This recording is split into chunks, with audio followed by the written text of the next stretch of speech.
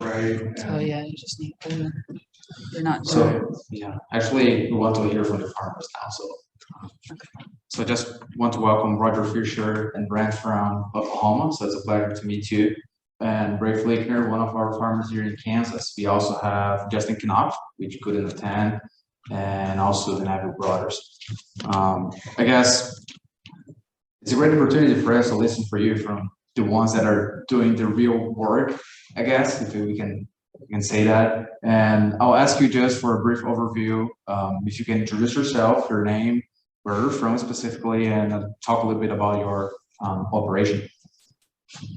I guess since we have people on Zoom, I was thinking we just talk, but since we have people listening on Zoom, I guess you're gonna have to help. Yeah, please. Sorry. Let's give a preference for listeners.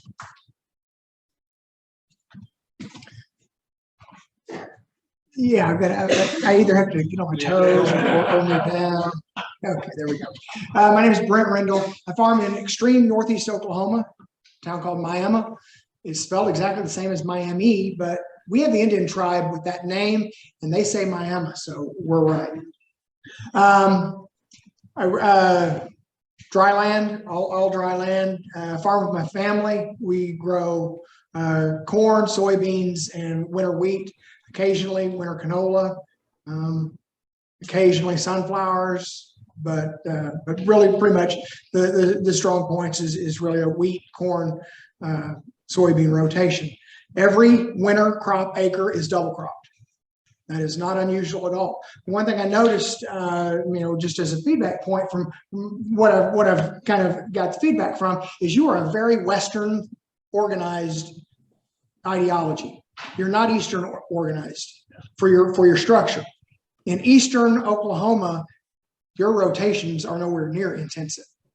Our normal rotation, and I'm less intensive than most, the normal rotation in Northeast Oklahoma and Southeast Kansas is year 1, wheat, soybeans, year 2, corn, year 3, wheat, soybeans, year 4, corn. And milo is only grown if it's a specialty crop. Cover crop is called winter wheat. And we constantly do battle with NRCS when they start really leveraging cover crops on us and saying, well, you need to implement cover crops. You need to implement cover crops. We try to explain to them that's what winter wheat is. Winter wheat is a cover crop. And they don't understand. And in fact, I just I'm in the summer phase of a cover crop program with one of my landlords due to they were signed up with NRCS and had to plant 20 acres of cover crops on their ground. They had to participate in the program. And so we took a field and I split it up. And so I planted wheat and cover crops in strips. Just really 2 strips of cover crops and interspersed with winter wheat. The weeds in the cover crops are pretty substantial. Because our cropping system requires us, we've got to terminate the cover crops so early, but we don't plant soybeans until June. We don't even think about planting. I mean, we might plant in May if we can, but in Eastern Oklahoma and Eastern Kansas, the one thing you know about the month of May is you're not going to get more than about 3 to 5 days in the field. That is a typical month of May in a typical year, 3 to 5 days. That's it. That is all you're going to be able to work in the fields. The rest of the time, you're going to be sitting there watching it rain. Then you're going to get to June and you're going to wait and you're going to wait and you're going to wait and it's going to dry out and you're going to go as fast as you can, as rapid as you can, getting the wheat out and getting the soybeans in and getting the weeds sprayed and then getting back to the weeds sprayed again. We typically won't stop until right about now. This conference time was perfect for me because now we're just in kill weed modes, either mowing or spraying. But we are dealing with though the typical problems that everybody else does with weed resistance. With us, it's water hemp is our biggest nemesis. I know there's everywhere's unique. Water hemp tends to be a little bit bigger with that Palmer family, but with us it's water hemp. The extend system works. The enlist system is gaining favor, mainly because of the cutoff date associated with the enlist side. It's not the herbicides. It's the regulations surrounding them. I mean, there's a June 30th cutoff date. Well, most years I'm not done planting soybeans by June 30th, let alone ready to spray them post-emerge 3 weeks after emergence. That just doesn't exist. So really, that's why those systems are kind of moving that way. Again, whenever you start talking outside of the region, it gets a little strange because no one understands why we plant soybeans as late as we do. And there's some really, really great K-State data that shows why the planting dates move the way they do. And if you look at the map, it moves from earlier or from later dates to earlier dates until you get to Southeast Kansas. And as soon as you get to Southeast Kansas, it flips all the way over. It's because it doesn't rain in July or August. So we've got to go into reproductive phase when rains start in August. So if we plant early, we're trying to put those soybeans in reproductive mode in the heat and the dry. So we've just got to jump it. Yeah, it costs us yield, but that's what we do. Same thing on the counter side, whenever we're looking at the cropping intervals. Our corn, we want to plant in March if we can. Typically it runs into early April. If we're planting after April the 10th, we're planting corn really late. So whenever you start looking at a rotational basis and how do cropping systems fit in there, the dates that work ideally for, again, Southeast Kansas and Northeast Oklahoma don't work in a lot of other places. Everywhere's got their own unique features. I'm not trying to say we're any harder or easier than anywhere else. I merely point it back as feedback to you that whenever I look at what you've got, to me it says Western, and nothing there said Eastern. I know that there's some attempt to work that way, but the feel there was a whole lot more addressing the Southern Great Plains as an area where it doesn't rain. Well, there's a part of the Southern Great Plains where it rains. Typical year for me is 42 to 47 inches. So in slightly in defense of that, when we put together the proposal, it was west of the Flint Hills and before you got to the irrigated areas. Right. In Western. So that was just where our niche was. Right. And that's not a problem. I mean, I love a lot of what you're doing. Right now, I got no rain and haven't had it. So believe me, you're not on the, I'm not, that's not a criticism. It's an observation. But questions for me? Tillage, fertility program.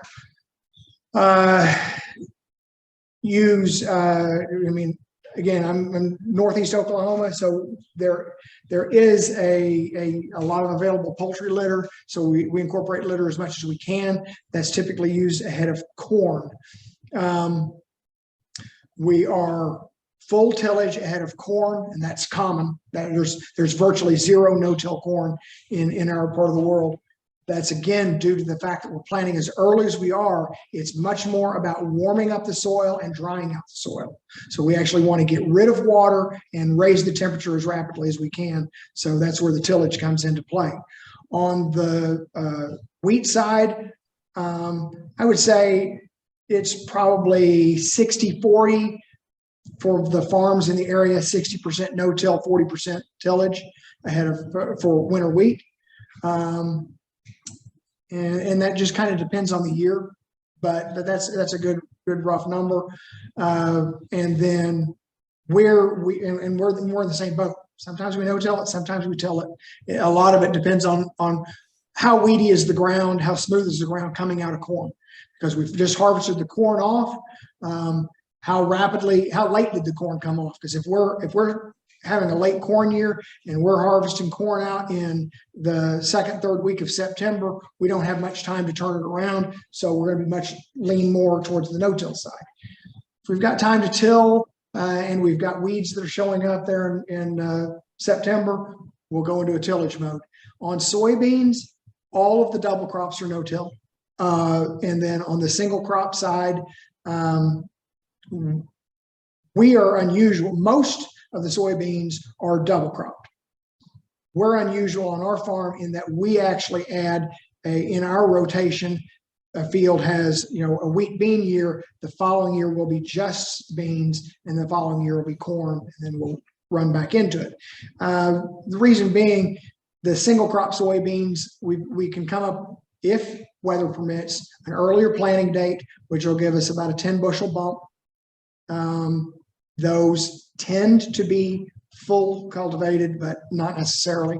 Again, it's a timing thing. We also do a significant more, and this is talking my farm specifically, significant amount of non-GMO corn and non-GMO soybeans. The non-GMO corn is simply because it works for us. I don't have a specialty market for it yet. The soybeans, there is a specialty market for it that works out really well. And that is somewhat of a challenge. So those are limited to about 500 acres out of the farm.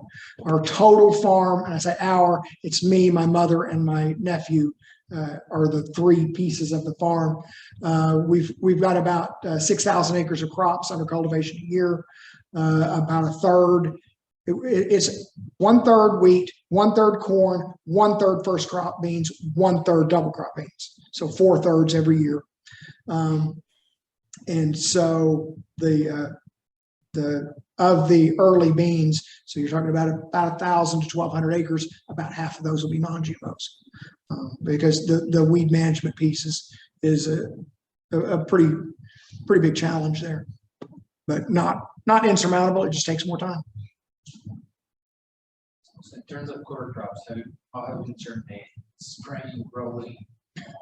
Just chemical, just chemical, and this was the NRCS agent asked me all the questions, and I explained to him, I said, I've never grown cover crops on a basis. I know what I've read, and he's like, well, then you know more than I do. and so it was an attempt, and of course under the NRCS program, it had to have a minimum of 4 species in the cover crop mix. So it was one of those where we tried it, and cereal rye is a very tenacious grain. It tries to go to seed way earlier than I wanted it to go to seed. I wanted it to carry it much longer. I'd love to have gone green and just terminated it later, but it was going to go to it was going reproductive. They'd already put the heads out whenever I terminated it. I hope maybe I got it early enough that it didn't develop viable seed, but it probably did. Fortunately, with our rotation system on our side of the state, it's pretty easy to get rid of most species of weeds if they try to develop in your crops. So, if we needed to flip it over and maybe run an extra soybean crop in there, or slide in on something where we can control some grass species a little better, we've got that flex to it. I know that's not true once you get farther away. So it becomes a real problem dealing with, as I said, I grow canola, and I've explained to growers, canola is just a magnificent weed. Man, it may be hard to grow as a grain crop, but as a weed, it is quite admirable to watch. And canola and winter wheat, when you look at that, man, you look at that wheat in the bin, and you can see that canola in there, and vice versa. On the wheat phase there, just normal, you try to get a soft wheat. More and more. In fact, if you go look at the Kansas side, they started transitioning to soft earlier than we did. On our farm, we were 100% soft wheat this last year. Of course, that was before, a year ago, soft wheat was selling for 10 to 20 cents a bushel more than hard wheat, and right now it's $1 under. So it was a big, when it made that switch. Normally soft's about 20 cents, 25 cents under. You can make up with that with yield. $1 under is pretty hard hit to take. That said, I'm probably still going to go with all soft, because I don't see this delta is strictly due to the weather in the winter wheat belt and the spring wheat belt. It'll normalize again. But soft is definitely moved much farther south and west than it had before. And it moved a lot faster than I thought it would. But yeah, it's becoming a big player. And fortunately, the elevators are not treating it like a stepchild anymore. Rather than, okay, we've got these two bins for soft. Now they're devoting some pretty decent storage space to the soft side.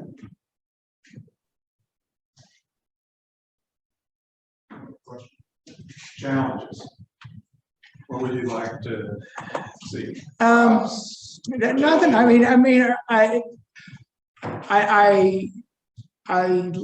I like the predictive modeling aspects of what I saw going on. And I mean, I know you've got to go through the process to be able to do the predictions. I'm one of the zero risk aversion guys. Tell me what is the most likely to create a good outcome, but may have some pretty big downside to it. I'm all in on that. Go for it. I'll spend money. I'm in another national research group. I can't remember. I'll remember it here after a while. And we're doing nitrogen studies. And I've been doing, and it is designed to leverage small plot research on a full scale. So we actually are building plots planter width by about 300 feet long and planting the entire field, or nitrogen applying in this case across an entire field, applicator width by 300, 250 to 300 feet long. I think on our winter wheat we had, it was 5 different rates twice, and they were replicated there. So I think ended up about 20 different nitrogen rates strategies in a single field. And they do all the data research. All I do is harvest it and harvest the data. But one of the things that I would encourage is, as you add on farmer partners, get more complex. If they have a variable rate capability on the planter or the sprayer, you now can do small plot research in a full field. And it's not a problem. It's easy to do. I was surprised at how easy it was to do. And I added in my own variable rate or replicated small plot corn field this year. And it was data that I was going to feed back to Jason for this particular group this year. And I'm not sure that field's going to harvest, to be honest with you, because but that's the type of thing that it's with the modern equipment that you've got. The challenge is figuring out what is the size of the planter, what is the size of the applicator, what is the size of the harvester, and coming up with a plot design that works for all those. And you're going to have some misses. That's no big deal. Just make sure you get 1 to 2 clean passes in every block, and you're set. Is this the project with Bullock out of Illinois? Yes.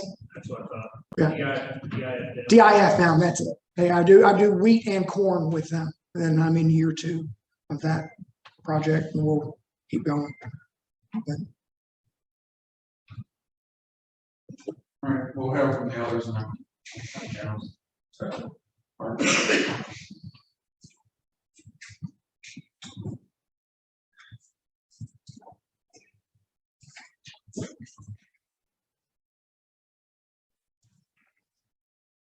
My name is Roger Fisher. I'm from Southwest Oklahoma. I'm 4th generation farmer there in Tillman County, located in Tillman County, which is right down against the Red River, about 40 miles southwest of Lawton, between Lawton, Wichita Falls, Texas, and Vernon, Texas.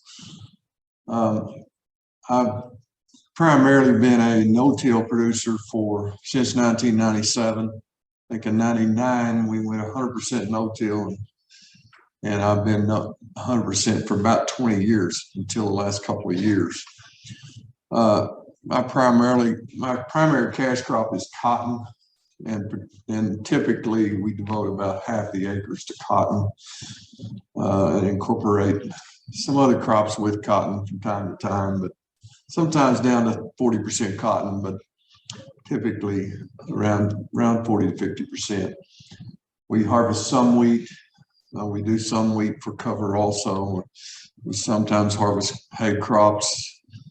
One of my particular rotations behind cotton is millet for hay and for cover. If it's millet's a very short season crop, about 60 days, we can have results. And it performs well on that clean cotton ground following cotton, and can be a very good hay crop. But if it fails, it's a very good cover crop also, because it's an oilseed crop. So it leaves a lot of residual nitrogen in the ground. So I found that very favorable for growing wheat following that, if you're wanting to rotate out of cotton.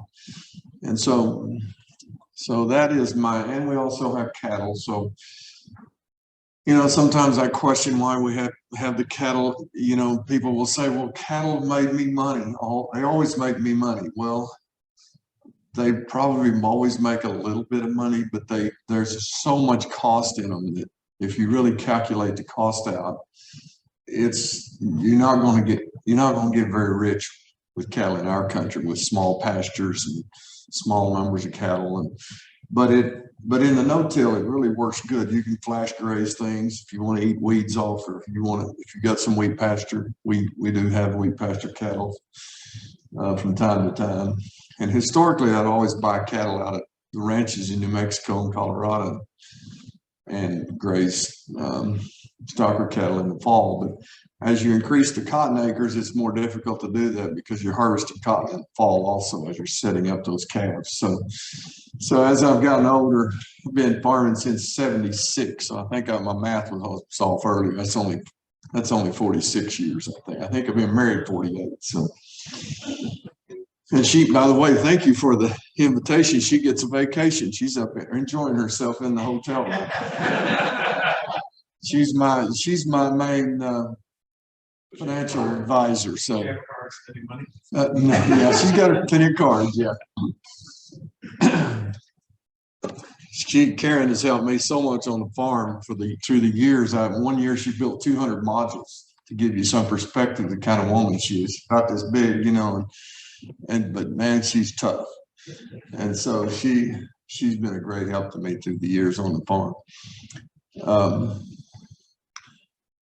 One of the reasons I began no-tilling, we had experts telling us in the 90s that we need to do some no-till, and we're losing so much soil. And I would read all these reports about soil management and soil loss, and understood that very well as a farmer. When you're there every day and you see these rain events, and you see the topsoil silt across the bar ditches and across the roads, something bad is happening. And that started me on a path to no-till and to keeping the soil covered at all times, trying to keep it covered at all times. And the event that really got me going in '97, they came out with the Roundup Ready cotton, with the ability to spray Roundup over the top of cotton. Well, it was a game changer for cotton farmers, just like it was for soybean farmers. And by the way, I have grown soybeans too, and corn. For years, I tried to rotate those in a system, but we're just so cotton picking dry. And we get so hot at the wrong time. I could never really make a good crop of either. So I thought, well, I need to focus on what I think I can grow. That's something that's more adapted, because our area is more like West Texas than it is Miami. It's really a very different climate in Oklahoma. From you get to I-35 West or Highway 81 West, it's very different. About 1 inch per 10 miles, I think, different. And that's considerable. And so I started to focus more on the cotton. And in '97, I decided with this Roundup Ready concept, I'm going to plant some no-till cotton on wheat stubble, following a fallow period on wheat stubble. And so about 15th of May, I had people telling me, now you sure you're going to do this? Can you afford to miss a cotton crop? And so in the middle of May, I chickened out and disked half of these fields, 4 fields. I disked of these no-till fields. I disked half of them up. I'm thinking, I have to make a crop. I can't afford to miss a crop. And so I disked 4 fields up and planted both sides, got a perfect stand on both sides, which gave me confidence in the no-till. And I was just using a conventional planter then. And so we fast forward to about, the cotton was about 45 days old, about the 10th of July, 15th of July, and we get a gust front. And I mean, some of you from Western Oklahoma have seen these, where you have this massive wall cloud.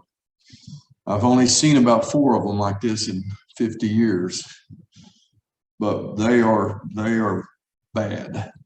And this wall cloud developed with 90-mile-per-hour winds, came across all these cotton fields, and our county lost 40,000 acres of cotton that day in about 30 minutes. It just blackened all of the tilled ground. So on all these fields, it took out the plowed ground. All the cotton that was on the plowed ground, it took it out right to the row of the no-till cotton. So the long story short, the plowed fields failed, totally failed. The no-till made 500 pounds the acre, which is sort of our average, dry land yield in our county. And so you can imagine what I did going forward. I was convinced this was a direction I needed to go. And so for all those years then, we've been somewhat 100%, and that was then plowing the wheat ground and going to wheat on plowed ground, rotated into cotton stubble the following year. After that event, I decided I needed to be 100% no-till. So I purchased a no-till drill and did this for many, many years. Through the years, and for 15 years, it was such an easy concept. It had actually totally turned around the financial condition of my farm. I mean, the 80s and the 90s had been very, very difficult in our area, as many of you know. Many farms were lost, many people were forced out. This totally turned around my financial picture because of the input costs were so much smaller and the cultural practice was so much easier. And so, boy, I was convinced, and I remember thinking one time, I thought, you know, the Lord put a curse on the earth because of Adam and Eve. And I thought, you know, is this an exception to your curse, the no-till concept? Because it just looks like you're cheating the curse. Weed control was so easy and the cost was so minimal. Well, I had no clue about weed resistance and what would follow. So yeah, I was humbled somewhat after that to understand what would come down the pipe regarding weed control. So after about 2015, it got a lot more difficult and a lot more expensive, to the point where the last couple of years, you actually saw me plowing some ground. This year, I plowed more acres than I've ever plowed in 25 years because of the resistance issues and the cost benefit analysis and the supply chain issue. We couldn't get certain things we needed at the right time. And so this is sort of a background of what I do and how I operate. I'm so fascinated to hear guys like Brent who live in different parts of the state and their rotations and the precision with which they do that. One of the things that I noticed right away with no-till is that you need to be very flexible. Suddenly you're not managing labor inputs so much as you are the timing of inputs. Timing is critical in no-till, and it's necessary to be flexible, and that's one of the things we saw and I've tried to utilize through the years. If we needed to plant many times, and for years I carried a soil probe, and a 4-foot soil probe, and we would make planting decisions many times based on those soil probes. fact, I planted some corn several years when I could probe 4 feet of moisture and had some relatively good success. If I didn't have 4 foot of soil moisture, I might plant milo on some of those acres. But we'd always plant cotton because it's tough.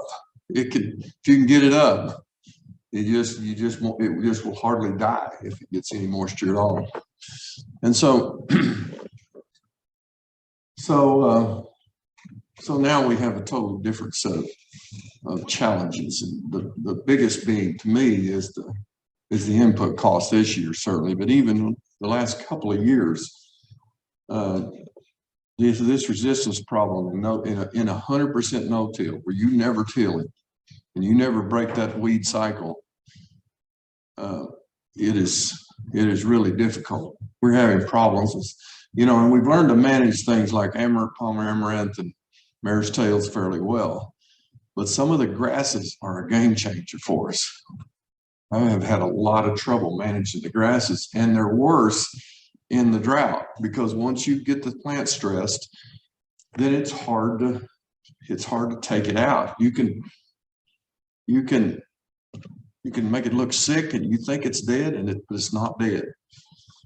Prairie thrion and windmill grass and these type of grasses have just proliferated in our area, taking some whole fields actually in some of these cotton fields in this drought condition. Because it seems like they can get a 1/4 inch of rain and they'll green up and live, and the other things won't. So this is a little background of what I do and how I do it. But do you have any questions? Roger, are you using the same herbicide every year, the glyphosate or Roundup?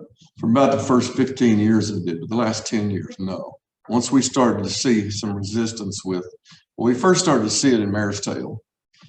And then we started to I added some other things. Typically, it would not add 2,4-D because of cotton.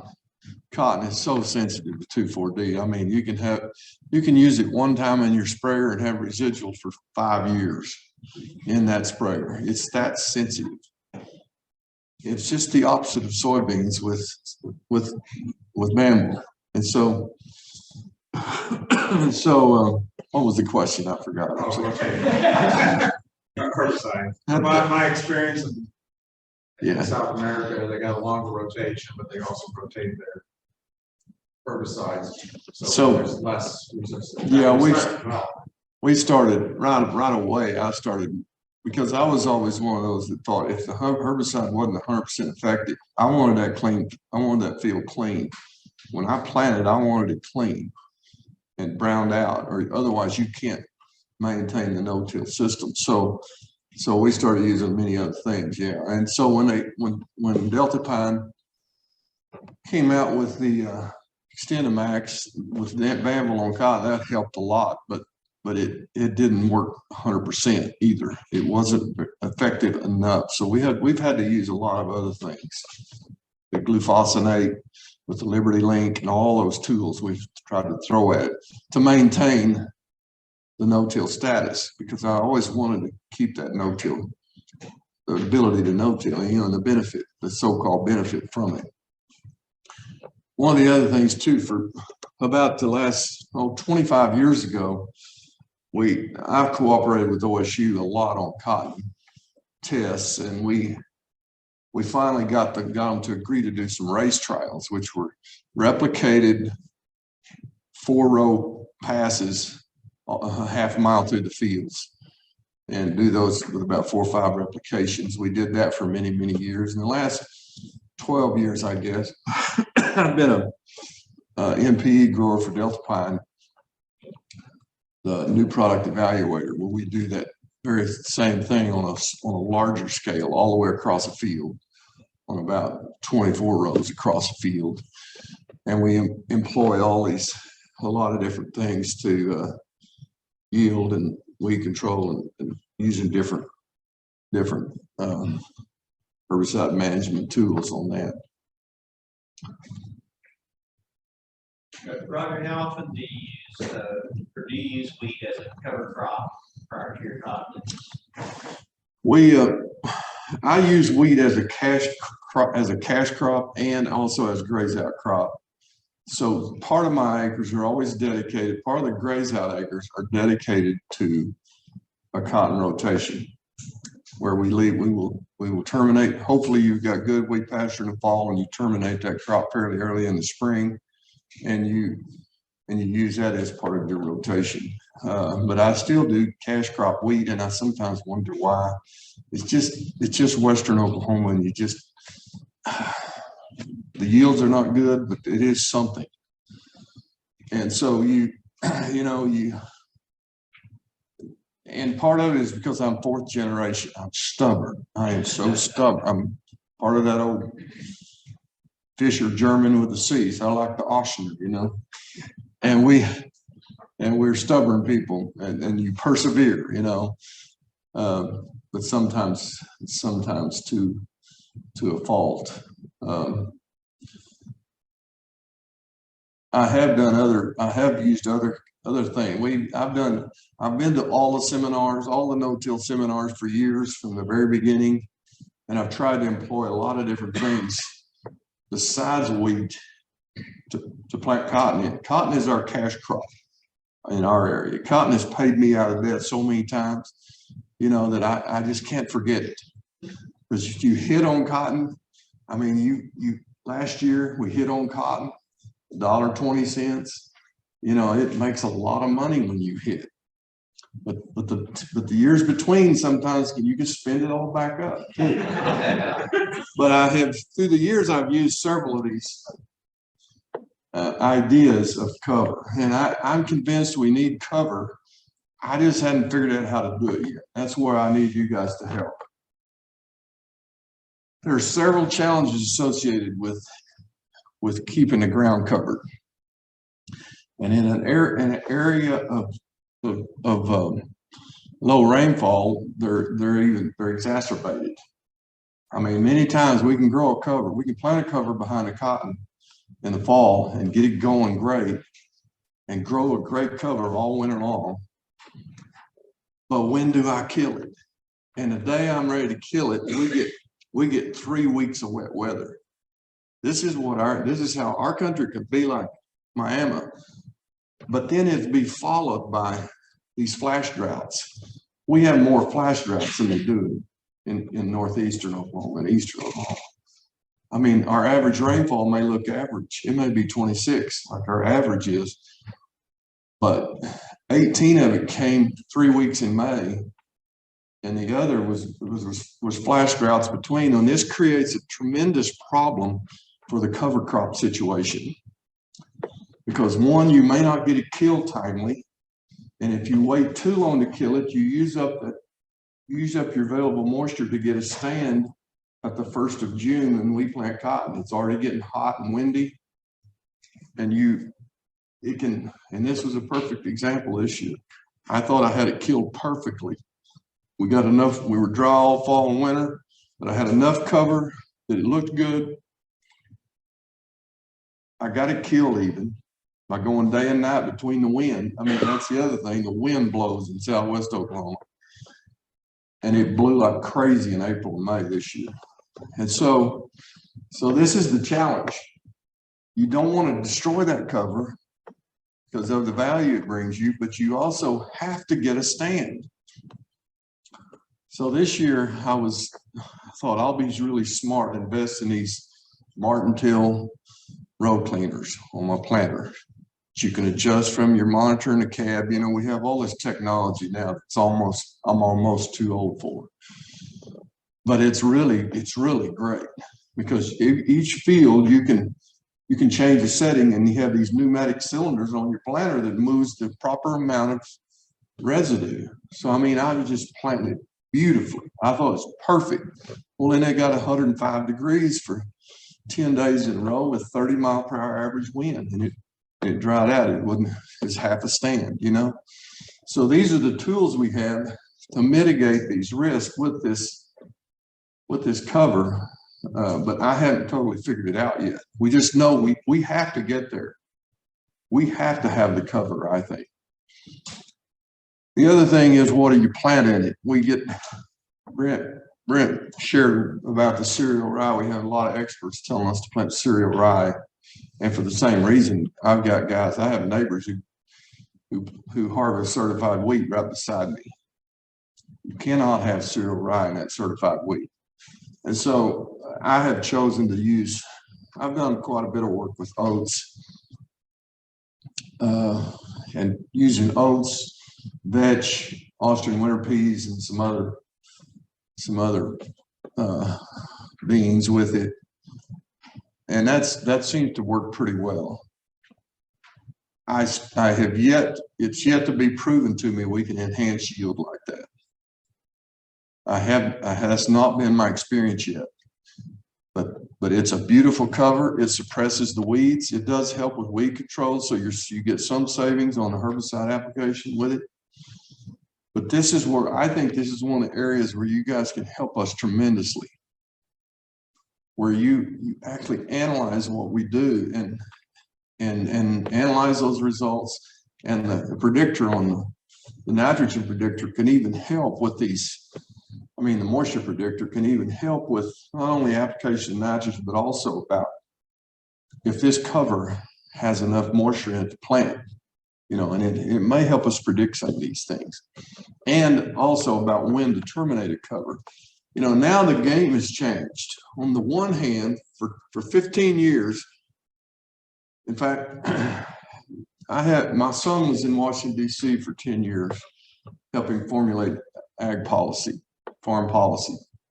He worked for Frank Lucas and for Conaway in the last 2 farm bill cycles. Well, we advocated for many years. I mean, I made 2 trips with the Cotton Council advocating that if we had 1 head of wheat in a cover, we wouldn't be disqualified on the RMA side, on the insurance side, which was a big deal. They would disqualify you if they come out in your cotton field and you have 1 wheat showing and you're in that cover. If you had 1 head showing, they would disqualify your coverage on, because the thinking was, you know, it's double cropping for west of Highway 81. It's like a double crop in a sense, and it technically is. And so we've gone from that, finally getting, many of you know Francie Tully in Oklahoma. Francie now, she's a big wheel in RMA now. She eventually got that changed where we could actually plant a cover and it could go to head and we'd still have insurance coverage, which is where you get the maximum benefit from the cover. If you terminate the cover before it heads, it just melts to nothing, and there's no benefit to it. So there's this fine line. We've gone from that now to President Biden going to Iowa and saying, we want you to double crop. And it's come to my county now. 2 weeks ago, we get the notification now that we're going to be able to effectively double crop soybeans in my county and get insurance coverage on it. So we've, you know, policy drives some of these things we do, but it needs to make sense, you know. And so that's where I challenge all of you. We have to, I'm not going to do things that don't make sense because I want to make a crop, but I want you guys as researchers to be aware of well, first of all, just to be aware of the diversity we have in this state and Kansas as well. I mean, Western Kansas and Eastern Kansas are just like a whole other country. But I appreciate the efforts y'all are making to mitigate some of these risks we have and to bring some sense into what we're doing. And any other questions? I've been rambling. Okay, Nita, then when you get Ray. So. You started to look kind of. I'm sorry, I'm also part of here. For tillage, what kind of implements did you start using? Going back. What year? Well, after no-till. After no-till? I'm still using the implements I didn't sell. You know, that was one of the first rules of no-till. They always said you sell your implements, so you won't use them. Well, the interesting thing was, I kept my implements because I was cash strapped and the no-till equipment cost so much. My thought was, I'll have all this time available and all my neighbors will want me to plow ground for them. So I'm gonna do custom farming. I never did another custom. All they would see these crops and all they wanted me to do is custom plant no-till. And that's what I never plowed an acre for anybody after this. And so I kept all this junk and I drew, well, like 2 or 3 things. And I drug them out of the weeds and I plowed with them the last 2 years. I mean, not so much last year, but this year more than 20 or 30%, which is way more than I wanted to. And I've used some of the vertical till stuff and all that. And I've leased some of it and tried those things. And I think there is some merit for some of those systems, especially in this very heavy residue. This is one reason I invested in the road cleaners, because I've had such heavy residue. For the last 10 years, I've been using a stripper header on wheat. That leaves so much residue that I've had to dry it out some and manage that. And I can see how that's fine if you're in a fallow, but if you're trying to plant into it for double cropping, for example, it's a lot of residue to manage. These road cleaners help me manage that properly. But it's, you know, and a good example is I priced a plow this week, a 40-foot plow that I bought in 1987 for $7,100. I mean, the $7,100 was huge in 1987. And the 40-foot plow I priced this week was $77,000. And I'm thinking, I just can't do it. I'm just not going to do it, you know, and so. Okay, thanks. Thank you. Okay. Great. Okay.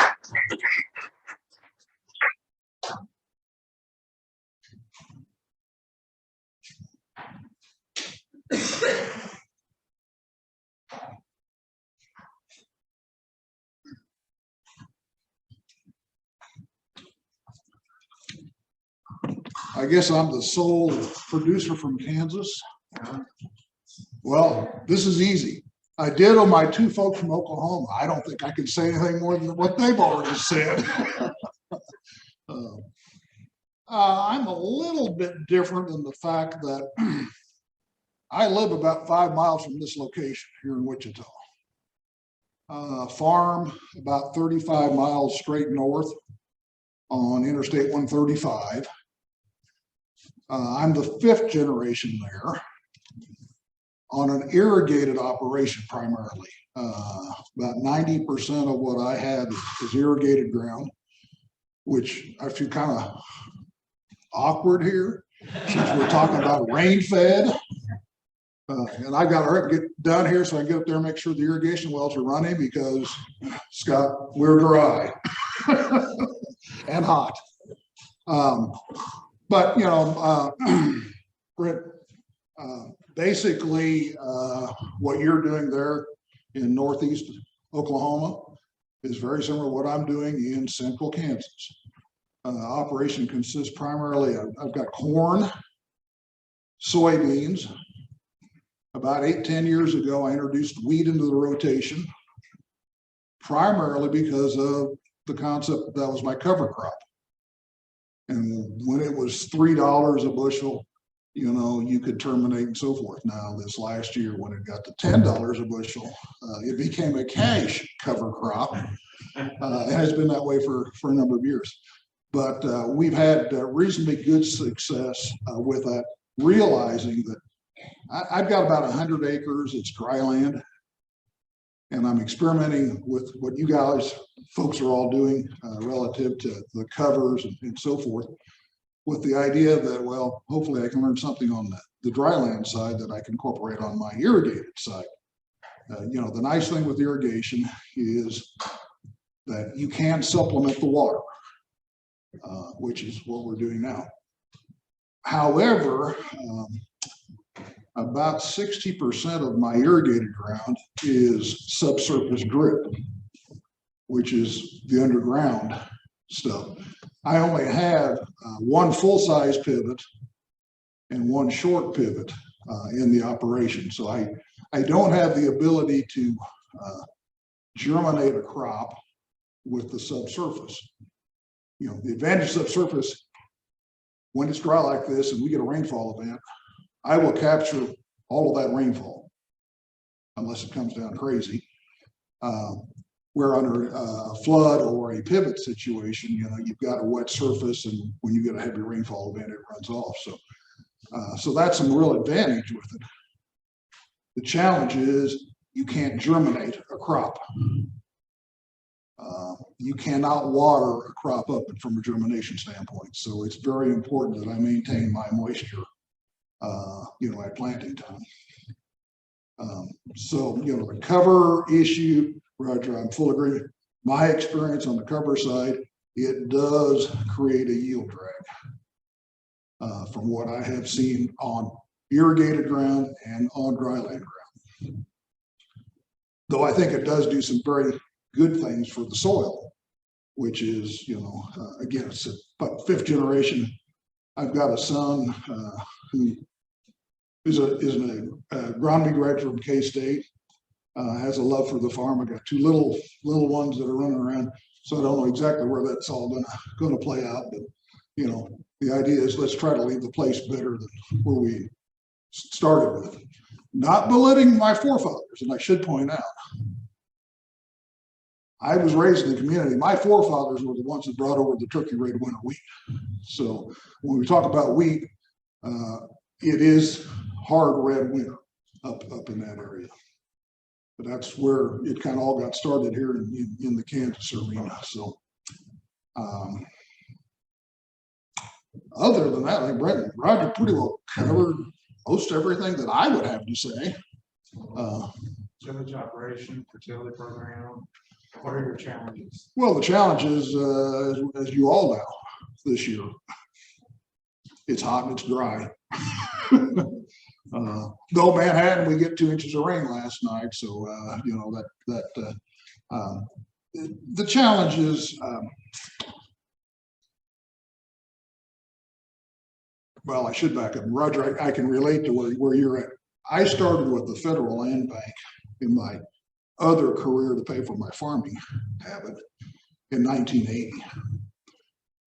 Actually, that's one of the reasons why I live here in Wichita. I moved out here to the corporate office. So I went through the 80s, which were not a fun time on the farming side or the lending side, trust me. Biggest challenge I think we have now is, you know, we've got a tremendous, our input costs are very high. Margins are very thin, though they are positive if you can produce a crop, which will be the challenge this year is, you know, what will the yield look like? Because if you don't have a crop, $14 soybeans won't be any good, but you still got the input costs. So I think that's the biggest issue is, you know, what do we do with the input side, realizing that I suspect commodity prices will start to decline. They've declined already. You know, and you're going to get caught in that deal where you got high input costs and your commodity prices are going down, and that's a real tough situation. So I think, Chuck, that would be the biggest. And you out here can't do anything about that. Or if you can, I'd like to talk to you. Yeah. So, Questions? Just curious about weed management challenges, particular. I think the weed management is probably very similar to what you're all, you know, well, I guess I should back up. My operation, my father was really kind of an early limited tillage type of guy, largely because I don't know if he really believed in limited tillage. It was the fact he was broke and didn't have the money to buy the tillage equipment type of a situation. So, you know, we have a long history where we've done very limited tillage. He passed 18 years ago. I actually ended up buying the farm in 1982 because he was about to lose it. But I do a strip till situation. My corn is strip tilled. I know my NRCS folks are not excited about that. They'd like to see the no-till. I will tell you that my experience on my type of soil, which is a silt loam, and I'm not sure it's got a whole lot of silt, it's got a lot of clay there on an irrigated situation. I just like the seed bed that I end up with that I plant into from the corn standpoint. Then I typically do come in, and about a third of my corn acres will go to wheat, and I no-till that into the corn stubble without tillage. And then the wheat acres goes to double crop beans. And again, I was fortunate this year, and then, you know, we've all had we had 10 inches of rain the month of May. That's a third of my annual normal rainfall. It got dry then, got the wheat harvested. Corn went in fantastic, was dry, perfect. Got the rain, got dried out, got the wheat harvested, got the soybeans planted about 4 or 5 days after wheat harvest. Had another 2-3 inches of rain, which was ideal. You know, the Lord blessed me in the fact that we got the rainfall to get it sprouted. And the rest of it, you all know about what's happened the last 3 weeks or 4 weeks. It's been really hot and really dry, but the beans do look remarkably well. But we no-till the beans then into the wheat stubble. I have drilled those on 10 inches on some cases. This year I did a lot of 30-inch planter arrangement because at the time I was planting, we weren't sure we were going to get the rain to get it up. I thought, well, with the planter I can get a better seed location placement, and felt more comfortable with that one. I am kind of in that stage where I'm looking for the exit strategy. I had 500 acres of corn planted this year, of which I think I planted 40 myself. I had the neighbors come in and with the newer equipment, the newer technology, and plant that for me. At this stage of my life, decided that, you know, upgrading to the newer equipment with the technology doesn't make sense.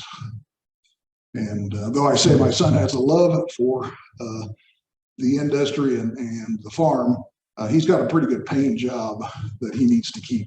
That's what I keep telling him. I said, he can manage the farm from away. He doesn't need to be sitting in the tractor doing that. So that's kind of where we're at. Is I'm looking at hiring out, doing some custom work. Neighbors doing some custom work to do that. So. Question. Okay, so I know you have been trying a lot of cover crops. So what are the challenges that you face? Well, the cover crop concern or challenge that I've had, realizing that, you know, you've got irrigated corn or irrigated soybeans that come off October. And if you're going in with a cover crop, then the 1st of November, your window for growth is very limited. So I had gone basically with the cereal rye arrangement. And as I said, I'm up in the turkey red country. I've got bullseye on my back with neighbors. 2 years ago, I got carried away and planted the cover crop right up to the property line. And then when I went out to terminate, I said, okay, we better not do this again. So now I try to make sure that at least the rye is planted 10 feet away from the property line so that I can get a good kill when we're doing that. But because of the lateness of the year, rye seems to be the best cover. Now, 2 years ago, I used wheat as my cover crop because wheat seed was cheaper than I could buy rye seed. Now, last year, that was different. And this year probably is going to be different too, with the price of wheat. We did experiment, and I've got a lot of things going on from the university standpoint. We've got aquifer studies going on. We've got surface water studies going on. Dorivar will work on a pH study. Anita, as it relates also to weed suppression and how the pH, we're drafting up a proposal on that one. So there's quite a number of things going on with that. But, the cover arrangement, because of the shortness of the window, I basically have converted back to rye or triticale. I've used a little of that. Now, last year it's been about a year ago now, first part of August, I did have a commercial retailer came in with a Highboy Montag Hagee, where we actually interseeded into the standing corn. Well, I guess I can say this. It doesn't sell well to the cover. That probably was my worst cover that I had last year. What I seeded with the drill later was much better. And an observation I made, and Carlos, you and I looked at that field, and Carlos said he thought that there was a plugged portion of the boom because there were some strips here that there wasn't anything there, and then there were strips that really looked good. But the interesting thing was it was kind of on a terrace that ran kind of with the same direction, but a little bit of an angle. What I found out is if you have good corn with good canopy, the cover didn't do very well. The areas that the corn canopy wasn't as good is where the cover showed up, which was an interesting, and that carried all the way through to this spring when I terminated that before we planted the beans.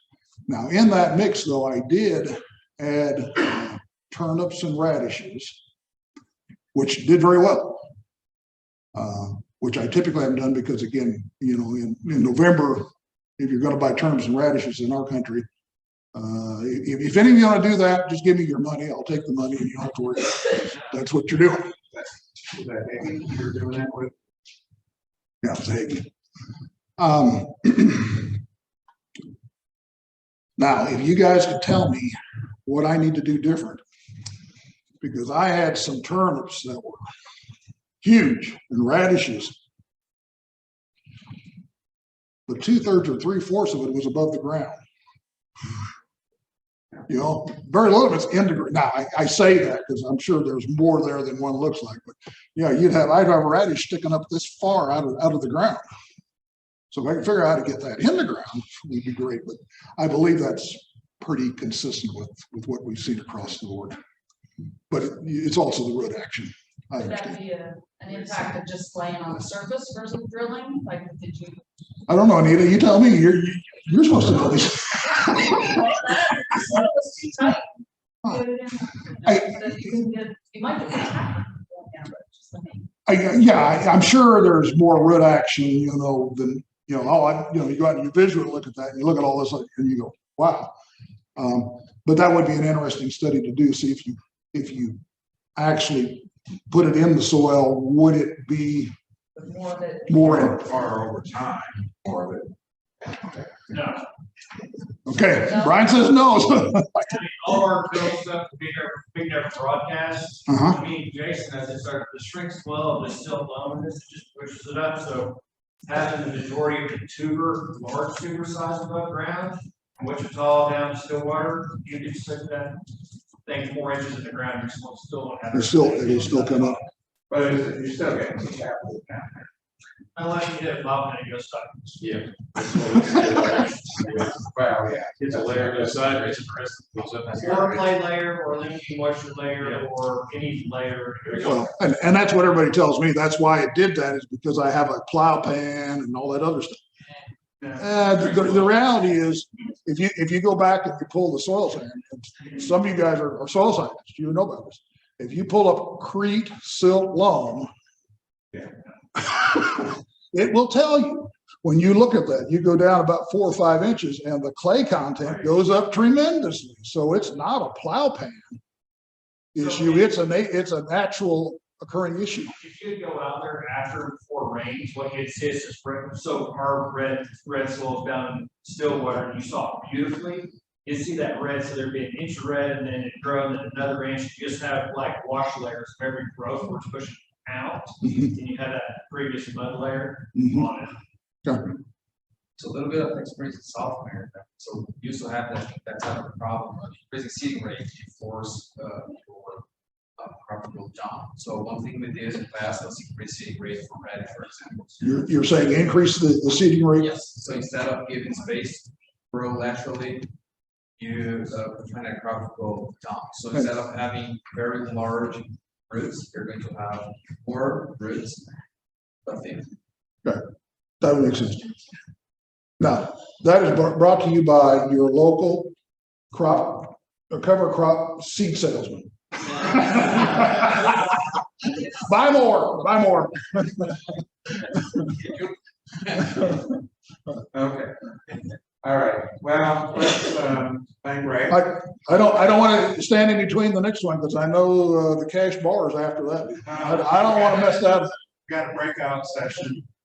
Well, and then the cash bar. Well, I might go to the cash bar now. Okay. Thank you. Yeah, all right, thanks. We'll let Cy get the directions, but the plan, now is to go,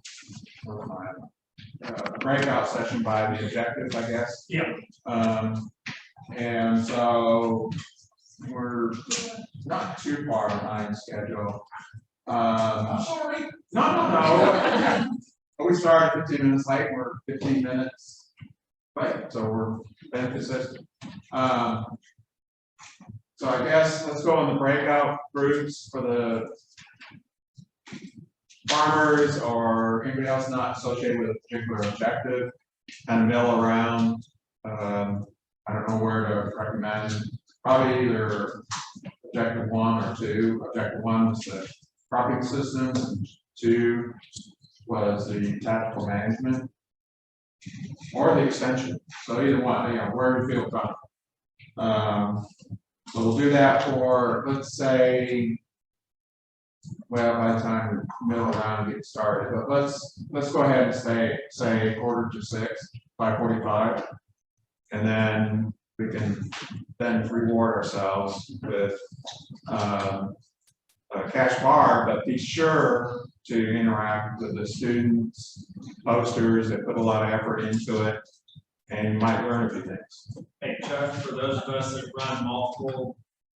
Yeah, so, what's your suggestion? right, so we did have a second breakout tomorrow, so I guess where do you feel, Right, later for the extension.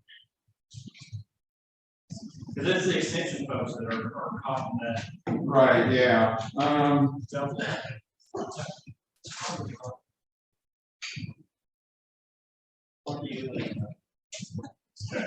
so what, yeah, so maybe, I mean, the extension is overlapping. Would it be most beneficial for the extension research to go with the research objects 1 and 2, and then that pretty much goes with the teaching aspect. I mean, there's just a few of us, yeah. So let's do 1 and 2. Right now. Does that sound fair? With my and then we can pick up extension and teaching. There's not much on the teaching side. What, Tyson, what do you have? That sound? And I know the extension people are late night people, so. Jason they can work after the cash bar. Sorry, where's the breakout? So we can have, different funding code, we can have a different two and three, the other conflict, so that's where we're gonna have the postal session and the people set some text, so we can be easier to. So did you hear that? Objective 1 will stay here. Tactical management, objective 2 will tactically, strategically move down to the next room. Or close. Okay. And the cash bar is already there. Yeah, it's already set up.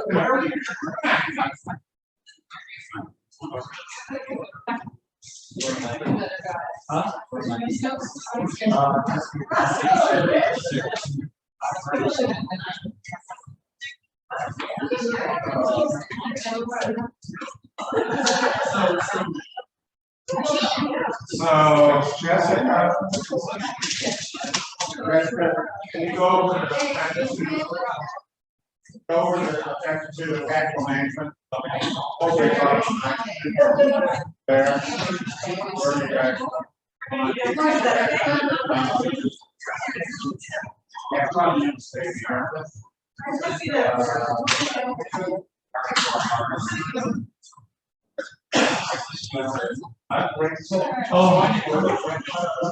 Oh, yeah.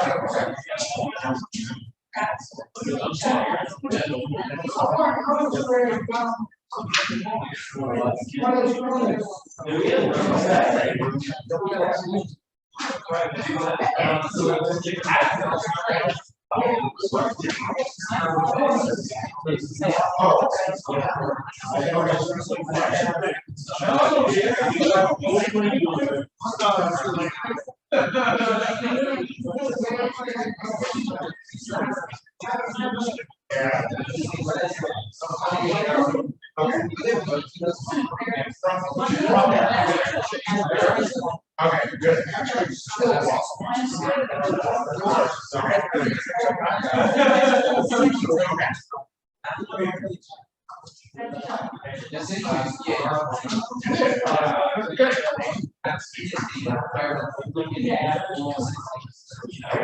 Nothing higher than 4 years. So we need to know what it's still like.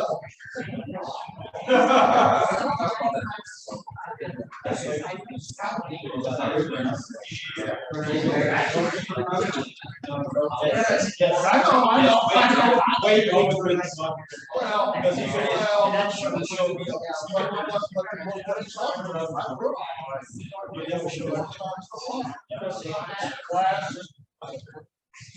I mean, off the top, I haven't covered it. They're not gonna be a distraction.